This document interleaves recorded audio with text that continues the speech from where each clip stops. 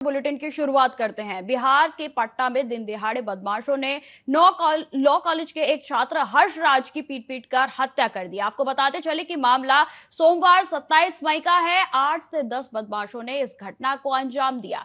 वहीं मृतक छात्र बिहार के हाजीपुर का रहने वाला था। वहीं आपको बताते चले कि इस घटना के बाद न सिर्फ इलाके बल्कि पूरे बिहार में भी हड़कंप का माहौल बना हुआ है। बिहार की पटना यूनिवर्सिटी के छात्र हर्ष राज की हत्या के विरोध में पटना के कारगिल चौक पर छात्रों के द्वारा प्रदर्शन भी किया गया। छात्र हत्यारे की गिरफ्तारी की लगातार मांग कर रहे हैं और जिसको लेकर यह प्रदर्शन किया गया था। वहीं आपको बताते चले कि छात्रों की प्रदर्शन की वजह से सड़क पर जाम की स्थिति बन गई और जिसके बाद पुलिस के द्वारा लाठीचार्ज किया गया। दरअसल हर्षराज लॉ कॉलेज की परीक्षा देकर बाहर निकला था और उसी समय बदमाशों ने उसे घेर लिया और उसके साथ मारपीट करने लगे।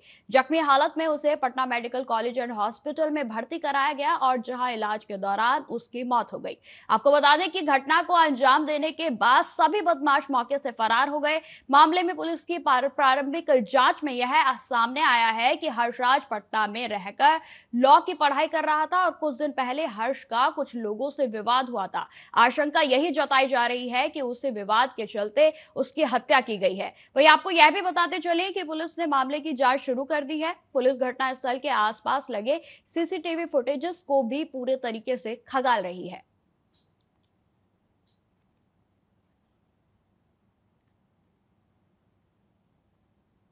पटना विश्वविद्यालय के अंदर हर्षराज जैसा उभरता हुआ नौजवानों को जिस बर्बरतापूर्ण ढंग से निर्मम हत्या किया गया है, ऐसे लोग कभी समाज के और राष्ट्र के हितैषी नहीं हो सकते। ये लोग दया के पात्र नहीं। इस पर पूरी कार्रवाई की जाएगी। प्रशासन से भी हमारी बात हुई है, जो भी जहां भी होंगे उनकी गिरफ्तारी ही नहीं होगी। ऐसे लोग समाज के हितैषी नहीं और ऐसे लोग पर पूरी तरह से कानून अपना काम करेगा, शिकंजा कसेगा। और मैं कहना चाहूंगा अपने नौजवान मित्रों से कि आप शांति बनाए रखें।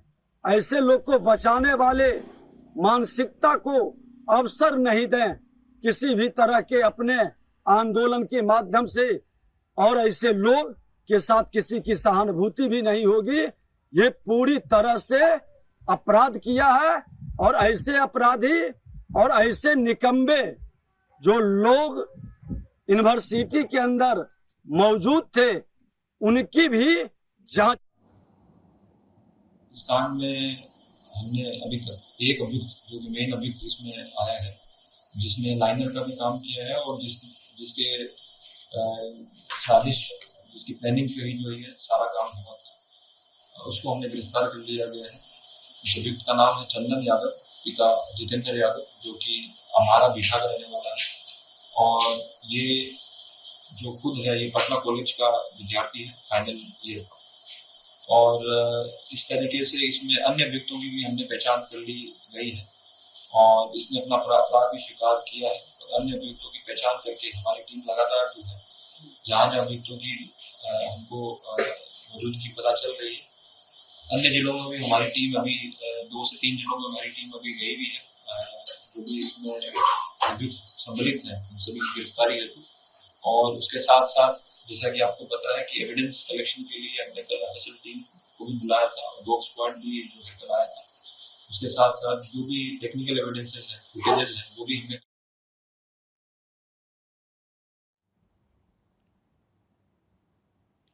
इसी खबर पर अधिक जानकारी के लिए मेरी सहयोगी पटना से अलका हमारे साथ जुड़ गई हैं। अलका, मामले पर क्या कुछ ताजा अपडेट जो है आज सामने आ रहा है? देखिए, पटना लॉ कॉलेज के छात्र हर्षराज की हत्या का जो मामला है उसमें पटना पुलिस ने बड़ा उद्भेदन किया है। Patna city SP east Bharat Soni ने मामले का उद्भेदन किया है, जहां एसआईटी की टीम गठन की गई है और इस मामले का उद्भेदन जो है वो हुआ है। एक युवक चंदन यादव नामक युवक गिरफ्तार किया गया है, जो कि लाइजनर का काम बताया जा रहा है कि लाइजनर का काम किया है। पिछले वर्ष के डांडिया नाइट में आपसी विवाद का मामला था, ऐसा उस युवक ने कबूला है और लाइजनर का काम उसने किया था। अभी ताजा अपडेट ये सामने आ रहा है। जी अलका, कॉलेज के भीतर परिसर में यह हमला किया गया, आखिर क्या कारण था जिसकी वजह से हर्ष की हत्या कर दी गई? देखिए, जैसा कि बताया जा रहा है कि पिछले साल ही डांडिया नाइट में ये आपसी विवाद जो है वो हुआ था और तब से ही ये मामला चल रहा था और कहीं ना कहीं जो भी अपराधी हैं वो लोग तब से ही प्लानिंग कर रहे थे कि किसी तरीके से इसके साथ हाथापाई हो या फिर मौत के घाट उतारा जाए। दरअसल हर्षराज स्नातक तृतीय सत्र की परीक्षा देने लॉ कॉलेज सेंटर पर पहुंचा था और वहां बीएन कॉलेज के अलावा मगध महिला कॉलेज का भी केंद्र बनाया गया था। परीक्षा खत्म होने के बाद हर्ष जैसे ही बाहर निकला है 10 से 15 की संख्या में जो टीवी फुटेज सामने आया है उसके आधार पर अगर देखा जाए तो 10 से 15 की संख्या में जो अज्ञात अपराधी थे, नकाबपोश थे, अपना चेहरा ढका हुआ था उन्होंने और साथ ही साथ उन लोगों ने लाठी डंडे से और आप साफ सीसीटीवी फुटेज आप दिखा सकते हैं दर्शकों को, जिस तरीके से वह ईंट से भी पीट कर उसकी हत्या कर दी है। अलका, जिस तरीके से खबरें सामने आ रही हैं कि जो हर्षराज था वो छात्र नेता भी था, तो ये कहीं कोई पॉलिटिकल स्टंट तो नहीं है, कहीं पॉलिटिकल किसी वजह से जो है उसकी मौत का कारण हो कोई? देखिए, अब तक ये क्लियर नहीं हो पाया है कि मामला आखिर क्या था। बस ये जरूर क्लियर हुआ है कि डांडिया नाइट में ही जो है आपसी विवाद हुआ था दो गुटों के बीच। वैसे हर्ष वैशाली का रहने वाला है और वैशाली में एक पत्रकार का इकलौता बेटा था जो कि अपनी पढ़ाई पूरी कर रहा था और लॉ कॉलेज में सेंटर पड़ा था। सेंटर पर पहुंचने के बाद उसने एग्जाम भी सही से दिया और एग्जाम हॉल से निकलने के बाद उसकी पीट कर हत्या कर दी गई है। जी, मामले में पुलिस की ओर से अभी और कुछ क्या जानकारी सामने आई है? जी, अब तक कोई ऐसी जानकारी सामने नहीं आई है। अभी कुछ ही देर पहले जो लाइजनर था वो पकड़ा गया है, जिसका नाम चंदन यादव है। उसे पुलिस ने गिरफ्तार कर लिया है। फिलहाल वहां के छात्र जो हैं और जो परिजन है काफी आक्रोश में है। अभी अगजनी की घटना को भी अंजाम दिया गया है। पुलिस ने लाठीचार्ज भी किया है क्योंकि मामला काफी गंभीर होते जा रहा था। भीड़ भी काफी ज्यादा इकट्ठा हो गई थी, आवागमन भी बंद हो गया था और अगजनी छात्रों ने कर दी थी। जी, पटना में आज जो है प्रदर्शन भी किया गया, तो इसको लेकर क्या कुछ ताजा खबर सामने आ रही है? प्रदर्शन होने के बाद ही ये गिरफ्तारी जो है वो हुई है। धरना प्रदर्शन किया गया छात्रों के द्वारा, साथ ही साथ परिजन भी थे जिनकी मांग बस यही है कि जो भी अपराधी हैं उन्हें मौत के घाट उतारा जाए और पुलिस इसको सही तरीके से इसकी जांच की जा रही है। एसआईटी की टीम भी गठन की गई है। जी, और तमाम जानकारी के लिए आपका बहुत बहुत धन्यवाद। खबरों में आगे बढ़ते हैं। उत्तर प्रदेश के आगरा शहर में मस्जिद में लड़की की बेरहमी से हत्या का मामला सामने आया है, जिसमें आपको बता दें कि सोशल मीडिया प्लेटफॉर्म एक्स पर यह पूरा मामला ट्रेंड में आ गया। मामले में मिली जानकारी के अनुसार कहा जा रहा है कि मस्जिद में मिला शव हिंदू लड़की का है। हालांकि इस बात की अभी तक कोई पुष्टि नहीं हो पाई है। मस्जिद में लड़की की बेरहमी से हत्या का मामला सामने आते ही लोगों में आक्रोश है, तो वहीं दूसरी तरफ हिंदू संगठनों ने भी केंद्रीय गृह मंत्रालय और गृह मंत्री अमित शाह से पीड़ित परिवार के लिए इंसाफ की गुहार लगाई है। मामले में अभी तक हत्या की वजह का खुलासा नहीं हुआ है। वहीं आपको यह भी बता दें कि पूरे मामले में स्थानीय पुलिस जांच कर रही है। वहीं मामले में अभी तक सरकार ने चुप्पी साध रखी है। जानकारी के अनुसार इस मामले में दुष्कर्म कर हत्या की आशंका जताई जा रही है, लेकिन सच क्या है यह अभी तक स्पष्ट नहीं हो पाया है। और इसी खबर पर मेरी सहयोगी अदिति हमारे साथ जुड़ गई हैं। तो अदिति, सबसे पहले पूरा मामला क्या है, क्योंकि खबरों के अनुसार यह जो शव है वो 7 दिन पहले का बताया जा रहा था, तो आखिर मामला क्या है? जी देखिए, एक महिला का जो शव है वो मस्जिद में मिला, जिसके बाद से इलाके में हड़कंप मच गया और उसके बाद पुलिस को सूचना दी गई इस मामले में। क्योंकि महिला का जो शव है वो पत्थर से कुचला गया था, तो इस बात की कोई आशंका नहीं है कि महिला का जो है आत्महत्या का कोई एंगल है, क्योंकि शव को कुचला गया है तो जाहिर सी बात है कि ये हत्या का ही मामला बनता है। तो इस पूरे मामले में पुलिस ने हत्या के एंगल से जांच करनी शुरू कर दी और ये 7 दिन पहले का मामला है। मस्जिद के अंदर ये शव मिला था, इस कारण जो है ये मामला तूल पकड़ रहा है और तमाम सोशल मीडिया प्लेटफॉर्म पे जो है इस तरह की वीडियो ये सामने आ रही है। बताया जा रहा है कि शायद ये महिला का जो शव है वो हिंदू का हो सकता है, लेकिन अभी इस बात पे कोई स्पष्टीकरण साफ नहीं है, आधिकारिक तौर पे कोई बयान नहीं आया कि महिला का शव जो है वो हिंदू है का है या मुस्लिम का है, किस महिला का है। सबसे बड़ी जो चुनौती थी पुलिस के सामने वो यही थी कि आखिर ये महिला है कौन।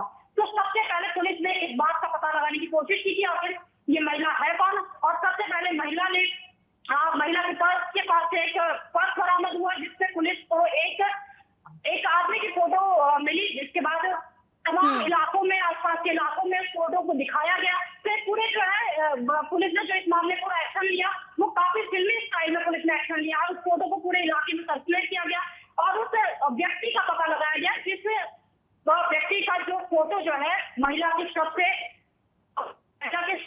पर्स से, मैं कहूंगी कि महिला के जो पर्स बरामद हुआ था उसमें से जो फोटो मिला था और उससे उसकी पहचान की गई।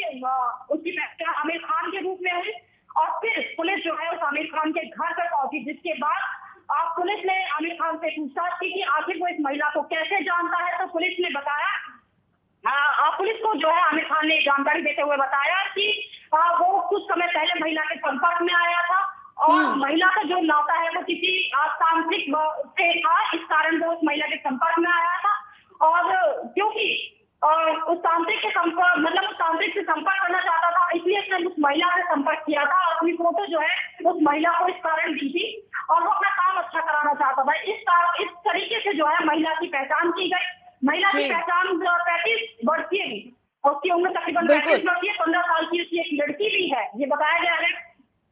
अदिति, लगातार एक्स पर ट्रेंड हो रहा है कि यह जो लड़की है वो हिंदू है, तो इसको लेकर क्या कोई ठोस तथ्य सामने आए हैं अभी? जी, अभी इस तरह से तो कोई भी ठोस तथ्य सामने नहीं आया कि ये मुस्लिम महिला है या हिंदू है, लेकिन सोशल मीडिया पे जिस तरीके से लगातार ये ट्रेंड हो रहा है कि हिंदू महिला का शव मिला है, तो जाहिर तौर पे मतलब ये अब कुछ ही देर में हो सकता है पुलिस इस बात का भी खुलासा कर दे, क्योंकि अब तक इसमें नया अपडेट सामने आया कि पुलिस ने एक युवक को हिरासत में भी ले लिया है, क्योंकि जब महिला की पहचान हो गई तो उसके बाद पुलिस के लिए ज्यादा दूर नहीं था कि आखिर इसके साथ जो है कौन कौन लोग जुड़े हुए हैं जिसने इस वारदात को अंजाम दिया। सबसे पहले पुलिस ने जो है उसके जो कॉल रिकॉर्डिंग थी वो निकाली, जो तमाम जो है कॉल डिटेल्स थी, जो पीडीआर थी महिला की फोन से जुड़ी हुई दिन दिन जो उसने तमाम फोन कॉल किए थे उन सभी से जो है उन सभी की पीडीआर निकाली। इसके बाद आसपास के तमाम सीसीटीवी कैमरे और आधार पर एक युवक को हिरासत में ले लिया है और पुलिस ये दावा कर रही है कि जल्द ही हत्यारों को भी पुलिस पकड़ लेगी। जी अदिति, लगातार आप हमारे साथ बने रहिए। हमारे सहयोगी आगरा से राहुल चौहान भी हमारे साथ जुड़ गए हैं। तो राहुल, आगरा पुलिस के द्वारा अभी तक इस मामले में क्या संज्ञान लिया गया है?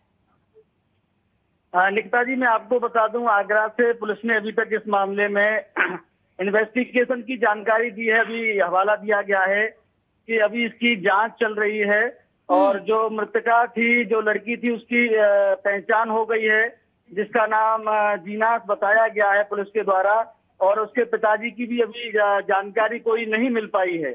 जी, लड़की जो है वो आगरा की ही रहने वाली थी या कहीं और की थी? आगरा की रहने वाली बताई गई है। आगरा थाना ताजगंज क्षेत्र में ही बताया गया है। कोयला गली में ये बताया गया है कि कोयला गली में ये पूरा परिवार रहता था। और ये भी बताया गया है कि जो मस्जिद है जहां पर इस लड़की की हत्या हुई है, वहां पर कोई सीसीटीवी कैमरा नहीं लगाया गया, जिस वजह से पुलिस को जांच करने में काफी मुश्किलों का सामना करना पड़ रहा है। जी, अगर राहुल बात की जाए कि देश में लोकसभा चुनाव चल रहे हैं और जब यूपी की बात आती है तो योगी बाबा का जो डंडा होता है उससे सभी डरते हैं, लेकिन यहाँ पर अगर महिला सुरक्षा की बात की जाए तो बहुत बड़े सवाल जो हैं वो सरकार पर खड़े होते हैं। निकिता जी, बिल्कुल ये सबसे बड़ा सवाल है, क्योंकि लोकसभा चुनाव भी है और दिल्ली का रास्ता यूपी से होकर निकलता है। तो ये सबसे बड़ा सवाल है कि चुनाव के बीच में इतनी बड़ी घटना घटित हो जाती है। एक मस्जिद में एक महिला की निर्मम हत्या कर दी जाती है, सर कुचलकर उसकी जो है पहचान छुपाने का प्रयास किया जाता है। ये सबसे बड़ा सवाल है सरकार के ऊपर। जहां महिला सुरक्षा की बात करें तो बड़े बड़े जो है दावे किए जाते हैं सरकार की तरफ से, लेकिन ये घटना साबित कर किस प्रकार से जो है कुछ ना कुछ यहाँ पर अभी सिस्टम में गड़बड़ी है। राहुल, अगर एक बात और ये यहाँ पर सामने आ रही है कि जिस तरीके से बताया जा रहा है कि यह जो शव है वो 7 दिन पुराना है और अभी तक भी ये जो मामला है वो तूल नहीं पकड़ रहा है, तो आखिर किस तरीके से, मतलब इसमें क्या कार्रवाई हो रही है, क्या कुछ हो रहा है? कहीं ना कहीं निकिता जी, चुनाव को लेकर के, चुनाव का जो अभी 7वां चरण बाकी है, तो कहीं ना कहीं इसको दबाने का प्रयास जो है किया जा रहा है, इसीलिए यह मामला तूल नहीं पकड़ पा रहा है।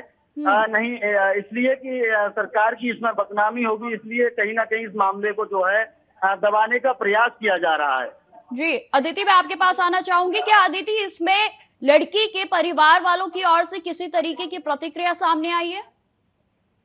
जी हाँ, जब से इस लड़की का शव मिला था उसकी पहचान पुलिस ने की थी। तमाम जितने भी इसकी बेटी हो चाहे उसका भाई हो सबसे पूछताछ की गई थी और जो भी उनके पास जानकारी थी वो उन्होंने पुलिस को मुहैया करा दी थी। साथ ही ये भी बताया था कि अक्सर जो है महिला अपना घर पे ही हो जाती है और साफ सफाई का काम, जैसा कि बताया हमारे सहयोगी कि मस्जिद में वो साफ सफाई का काम किया करती थी और रोजाना की यही दिनचर्या थी। सुबह के समय वो जल्दी निकल जाया करती थी और काफी 2-3 बजे के करीब वो वापस आया करती थी और मस्जिद में कुछ ना कुछ ऐसा दर्द घटित हुआ है जिस कारण जो है महिला को इतनी बेरहमी से कुचला गया है और जिस हालत में महिला का शव मिला है, अजनबी हालत में मिला है, तो इससे ये पूरी आशंका बनती है बिल्कुल हत्या से पहले उसके साथ रेप की घटना को भी अंजाम दिया गया है। हालांकि ये पुष्टि जो है पोस्टमार्टम रिपोर्ट के बाद ही हो पाएगी कि महिला के साथ एक व्यक्ति ने दुष्कर्म किया है, ये एक सामूहिक दुष्कर्म का मामला है। अदिति, जिस तरीके से आपने बताया कि जो लड़की है उसके युवक के साथ संपर्क थे, तो क्या कोई दोस्ती थी या फिर क्या था जो कि मस्जिद में शव मिला है उसका?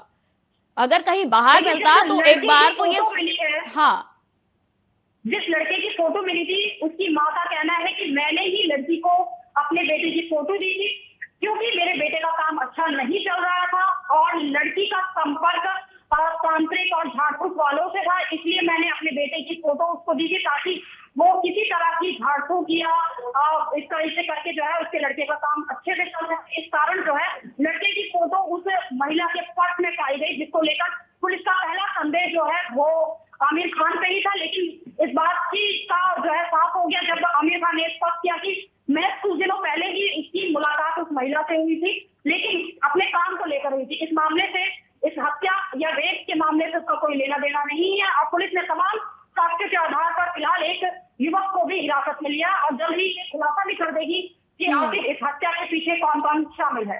राहुल, जिस तरीके से जानकारी के अनुसार स्थानीय पुलिस इस मामले में पूरी जांच पड़ताल कर रही है, तो क्या कोई आधिकारिक बयान सामने आया है अभी तक? अभी तक निकिता जी कोई आधिकारिक बयान नहीं आया है। राजगंज प्रभारी जानकारी के मुताबिक उन्होंने बताया कि अभी इसकी जांच चल रही है और जिस प्रकार से ये घटना घटित हुई है तो उसे चुनावी माहौल बिगाड़ने का प्रयास किया जा रहा है। जिस प्रकार से मस्जिद में लड़की को मिला का